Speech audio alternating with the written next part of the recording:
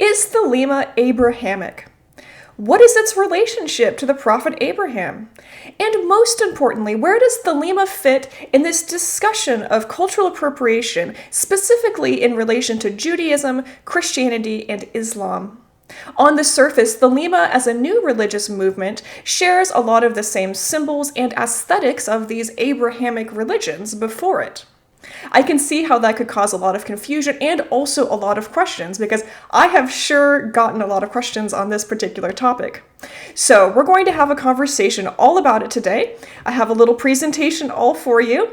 And as a side note, I just moved and my bookcases haven't been delivered yet, so I'm doing this recording in an empty room.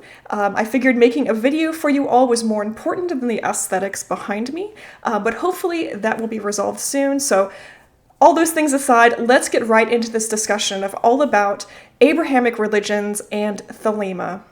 Here is how I approach this topic for our little lecture today, and I hope you stick with me. In order to understand the points I am making, you really need to understand how I get there, and I think this will be a really valuable discussion, even if you're not a Thelemite. So first, I'm going to begin by defining the term Abrahamic religions and getting into that. Then I get into a uniquely Thelemic concept, where I talk about the Equinox of the gods and the new Aeon, or the Aeon of Horus. Then I go into historical religious intolerance. This is the context in which new religious movements like Thelema exist, and I think this is particularly an important conversation. Then I get into defining appropriation. And then I talk finally about the practice of Thelema and how this plays into this discussion of appropriation.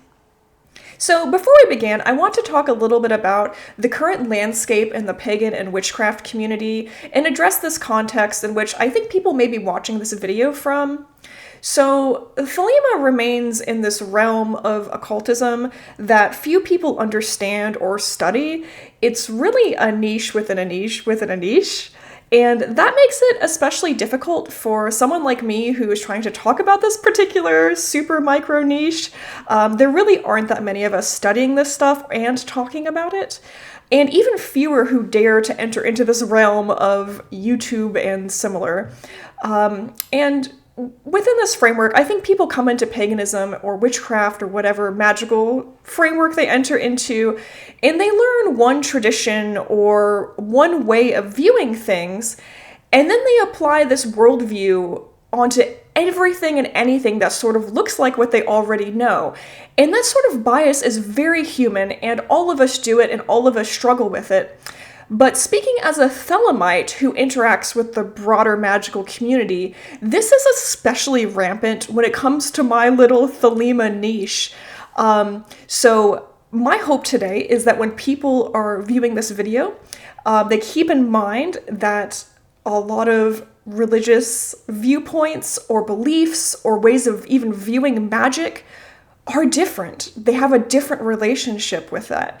And just keep an open mind, not in the sense that you should automatically believe everything, but in the sense that not everything is just repackaged Christianity or repackaged Wicca. Not everything's Wicca, right? So I hope this video reaches the right audience and we can all learn new things and be better for it. The term Abrahamic religions commonly refers to Judaism, Christianity, and Islam. Each claims a connection to Abraham, a biblical figure. An important note is that a lot of religious scholars today do view the term Abrahamic as outdated. I am using the term because that is a term your average everyday person understands in our cultural context, and of course asks questions about. More precise language is only helpful when it is understood by the audience you're talking to. Of course, I am talking to my YouTube audience, you, and not the ivory towers of academia, so that's why I choose to use it. Anyway, let's get back to it. So, the name Abraham was originally Abram, a Hebrew name that means high father. Jews claim to be the ancestral descendants from him, which makes them the recipients of the promises God made to him. For Christians, God's promises were made to Abraham and were fulfilled in the person of Christ. For Muslims, he is viewed as a prophet and believed he aided the foundation of Kaaba in Mecca as a site of pilgrimage. In the evolution of these religions from Judaism to Christianity to Islam, Thelema occurs after Islam and is its own thing. The dealings of Abraham with God, however you may interpret them, are seen in Thelema as a feature of history and a past expression of religion that is not necessarily the most relevant now. Thelema asserts that divine expression or divine formula since the time of Abraham has changed. This is understood through the idea of Aeonic succession. So what is Aeonic succession? So it's a concept that comes up a lot in Thelema. It's one of these foundational ideas that if you don't understand it, then you're not going to get much out of anything else. The idea is that human history can be divided into different ages or aeons, each of which lasts approximately 2,000 years. These Abrahamic religions occupied the previous aeon, known as the Aeon of Osiris. The Aeon of Osiris is understood to be the formula of the dying god. A cosmic event known as the Equinox of the Gods occurred, and thus ushered in a new aeon called the Aeon of the Child, which we are currently living in.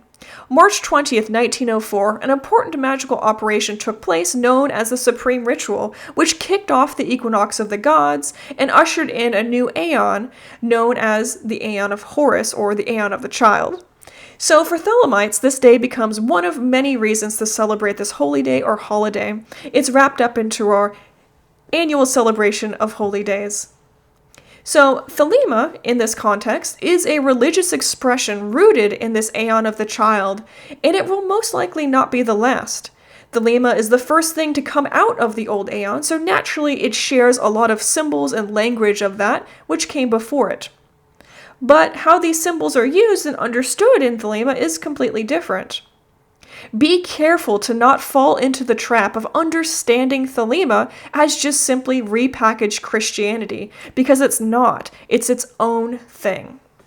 So I am checking in with you all, and I'll say this in a different way. So first we have Judaism, then we have Christianity, and then we have Islam. And then we have Thelema. So that is the lineage or progression or evolution or whatever term you want to use in which Thelema exists. Within Thelema, of course, there can be an understanding and appreciation for that which came before, while also embracing new truths and what comes next.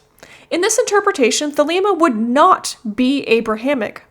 Abraham plays no special role in Thelema. His function as a historical biblical figure may have special significance to some Thelemites on a personal level, but he still occupies the old Aeon. It would be better to understand Thelema as post-Abrahamic, if you will. If Thelema is post-Abrahamic, then how does magic rooted in various Abrahamic traditions work? The practice of Thelema and beliefs around magic are, of course, as diverse as the people on this earth. How magic works and expresses itself in this new aeon is still being worked out. Just like how science is constantly evolving and adapting to new knowledge, so is magic. Personally, and I'm going to give you my personal take on this, I understand the formulas for how magic works is sort of like the sun setting or perhaps a new sun rising. The old things still work, there is still light there. The sun has not fully set yet on them, but things will work a lot better if you connect them to this rising new aeon. Plug your magic into this new aeon in some way, whether with words, symbol, understanding, and you'll get a lot more juice out of that.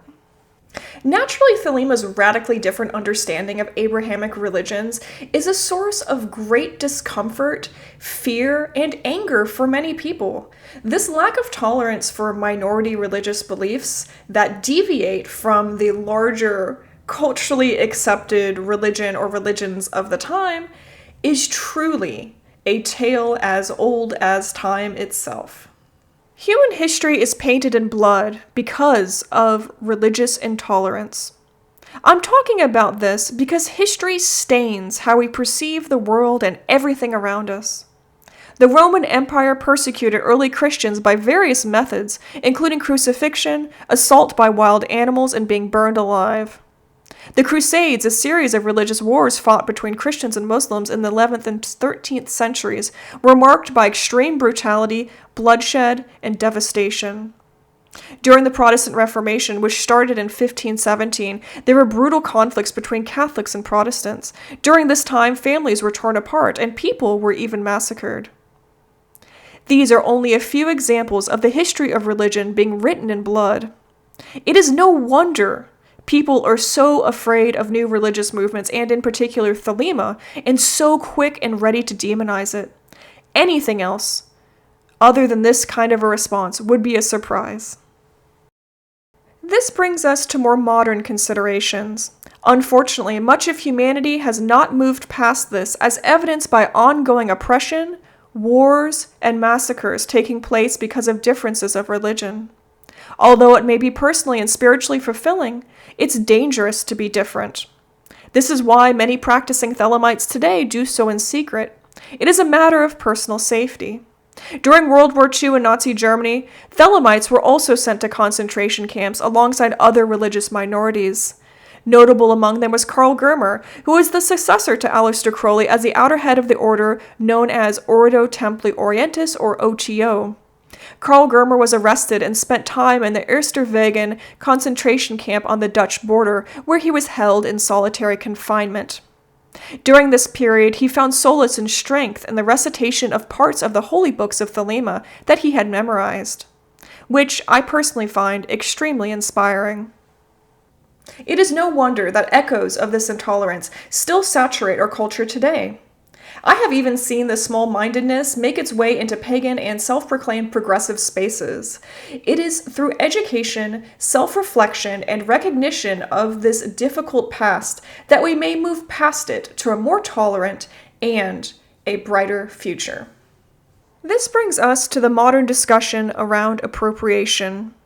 Appropriation is a term used in a variety of different ways. It is always best to define the term before having a conversation about it. The way you understand a word may not be the way I understand a word, and of course on the internet especially, people understand the word appropriation to mean a lot of different things, so keep that in mind when you start to have a conversation or see conversations online about something. Ask yourself, are people defining it the same way?